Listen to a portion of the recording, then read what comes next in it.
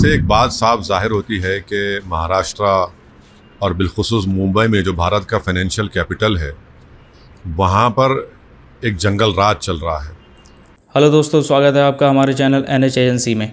बाबा सिद्दीकी की हत्या के बाद असदुद्दीन ओवैसी ने महाराष्ट्र सरकार पर निशाना साधते हुए कहा कि इतनी कड़ी सुरक्षा के बावजूद भी महाराष्ट्र सरकार बाबा सिद्दीकी को नहीं बचा पाई।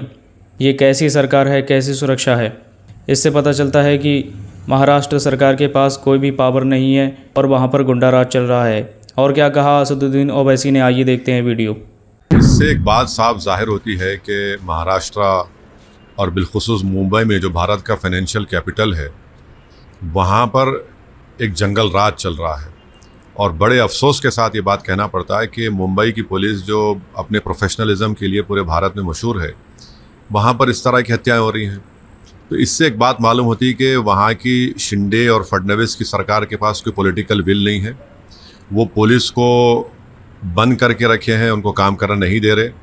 और तीसरा ये है कि उनको सिर्फ इलेक्शन की फ़िक्र है।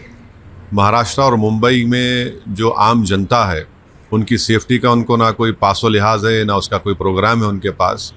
और एक 3 मरतबा के MLA और जो ख़ुद उनकी पार्टी के अलायंस में है, आप उसकी हत्या कर दी जाती है, जिसमें 3-3 गोलियां मारी जाती हैं। तो ये बड़ा ही दर्दनाक, अफसोसनाक और शिंदे और बीजेपी सरकार की सरासर नाकामी है ये। और इससे एक पैगाम मिलता है कि वहाँ पर कोई भी सुरक्षित नहीं है। ये दूसरी हत्या हो गई है उनके अलायंस के पार्टनर की, जब आप अपने ही गुट के लोगों को नहीं बचा पा रहे हैं। और मालूम ही हो रहा है कि मरहूम एक्स MLA साहब ने, बाबा सिद्दीकी साहब ने, लिख कर भी दिया था कि उनको थ्रेट है, तो उसके बावजूद भी उनको कोई सिक्योरिटी नहीं प्रोवाइड करे। तो ये कंप्लीट पॉलिटिकल फेलियर है, लॉ एंड ऑर्डर का फेलियर है और एक बहुत बड़ी कॉन्स्पिरेसी है। और मुझे नहीं लगता कि वहाँ की मौजूदा सरकार इस कॉन्स्पिरेसी को अनरेवल करना चाहेगी या कर सकेगी। सर, चुनाव होने हैं सूबे में, क्या उसके ताल्लुक से आपको कुछ दिख रहा है कि नहीं? इसको एक आदमी की तो जान चले गई, एक उनकी दोनों औलादें, उनका बाप, उनका बेटा और उनकी बेटी अपने वालिद से महरूम हो चुके हैं, वो यतीम हो गए हैं। तो आप चुनाव से ज़्यादा यह है कि वहाँ की सरकार ने पुलिस को कमज़ोर करके रख दिया, ख़ास तौर से मुंबई की पुलिस को, जो उनका प्रोफेशनलिज्म एक मशहूर था। वहाँ का इंटेलिजेंस का नेटवर्क लगता है कि बिल्कुल ख़त्म होकर रह गया।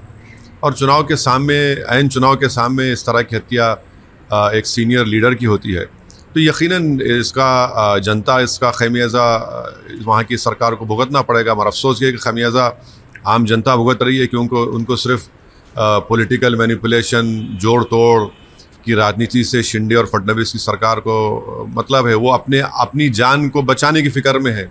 उनको इस बात की फ़िक्र नहीं है कि वहाँ की जनता, वहाँ के लोग कितना अपने आप को अनसेफ महसूस करते हैं। तो यकीनन ये जनता, महाराष्ट्र की जनता, इनको सबक सिखाएगी, क्योंकि इस तरह दिन कोई गाड़ी के करीब आकर 3-3 गोलियां चला देता है बाबा सिद्दीकी के ऊपर। और उन्होंने हालिया दिनों में मालूम हो रहा है कि उन्होंने लिख कर भी दिया था कि उनकी सिक्योरिटी में इजाफा किया जाए। तो ये मुंबई के लिए, जो भारत का एक फाइनेंशियल कैपिटल है, ये मैसेजिंग जो हो रही है, बहुत गलत मैसेजिंग जा रहा है। और इसकी पूरी जिम्मेदारी मेरी नज़र में वहाँ की सरकार पर आयद होती है। और यकीनन ये आने वाले चुनाव में लॉ एंड ऑर्डर का मसला और इनका सेलेक्टिव क़ानून का इस्तेमाल या फिर आंखें बंद कर लेना उन लोगों के ख़िलाफ़ जो क़ानून अपने हाथ में लेते हैं, जो गाली देते हैं, जो हिंसा की बात करते हैं, जो धर्म संसद करके गाली देते हैं, कोई सरकार कोई काम ही नहीं कर रही, सिर्फ अपनी चमड़ी बचाने के लिए काम कर रहे हैं। तो यही हालात पैदा होने वाले हैं महाराष्ट्र में, और इसका खमियाजा भुगतना पड़ेगा विधानसभा के चुनाव। तो देखा आपने असदुद्दीन ओवैसी साहब ने क्या कहा। आप इनकी बातों से कितना सहमत हैं, कमेंट करके ज़रूर बताएं। आज की वीडियो में बस इतना ही। जल्द मिलेंगे अगली वीडियो में, तब तक के लिए चैनल को सब्सक्राइब करें, वीडियो को लाइक करके शेयर ज़रूर करें।